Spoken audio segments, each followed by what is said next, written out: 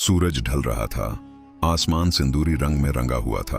एक युवक मन में उथल पुथल लिए बैठा था। उसका चेहरा क्रोध से भरा था, आंखें सवालों से भरी हुई थीं।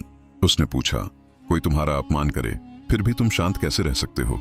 उत्तर मिला, क्या तुमने कभी पहाड़ को बारिश से हिलते देखा है? नहीं ना, लेकिन वक्त के साथ बारिश उसमें दरारें डाल देती है। पहाड़ तब भी नहीं बोलता, पर जिस दिन वह फटता है सब कुछ बदल देता है। तो बताओ, शांत रहना कमजोरी है या सबसे बड़ी ताकत? शांति वो ताकत है जो खुद पर काबू रखता है, वही वक्त को मोड़ सकता है। बहुत समय पहले की बात है। एक राज्य था, अवंती। उस राज्य में एक मंत्री था, हमेशा चुप, धीरे बोलता, सिर झुकाए रहता, न किसी से बहस करता न टकराता। दरबार में लोग उसका मजाक उड़ाते, ये डरपोक है, किसी काम का नहीं। लेकिन वो सब सुनता था, सब समझता था। जो उसका अपमान करते, उनकी हर बात उसकी डायरी में दर्ज हो जाती। हर चाल, हर षड्यंत्र वो चुपचाप देखता रहा। राज्य में गड़बड़ी बढ़ती जा रही थी। मंत्री भ्रष्ट हो चुके थे, युवराज अपने स्वार्थ में डूबा था। कोई उस चुप इंसान को गंभीरता से नहीं लेता था, पर वो भीतर ही भीतर योजना बना रहा था। फिर एक दिन एक महापुरुष राज्य में आए। उन्होंने राजा से कहा, तुम्हारा राज्य अंदर से खोखला किया जा रहा है। राजा बोले, मुझे तो सब ठीक लगता है। महापुरुष ने कहा, जो दिखता है वो हमेशा सच नहीं होता।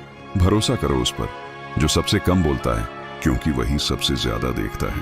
राजा ने उस चुप मंत्री को खास जिम्मेदारी सौंपी। अब वो खुलकर काम करने लगा, पर फिर भी बिना शोर के। भ्रष्टाचार के सारे सबूत इकट्ठा किए, गुप्तचरों की नई टीम बनाई, सेना से जुड़े गुप्त दस्तावेज जमा किए। हर रात योजना लिखता, हर सुबह एक कदम आगे बढ़ता। पूरे 1 साल बाद दरबार में विशेष सभा बुलाई गई। राजा ने कहा, आज एक व्यक्ति इस राज्य का सच सबके सामने लाएगा।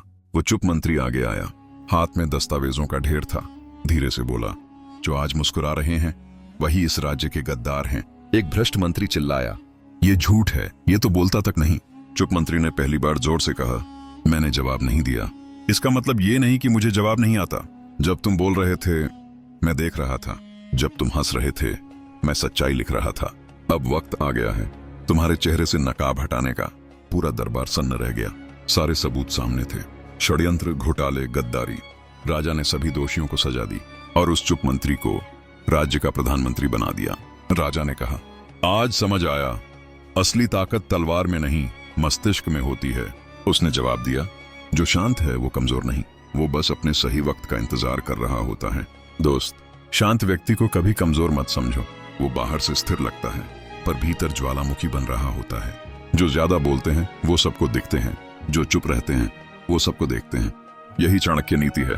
सुनामी भी शांत सागर में ही जन्म लेती है।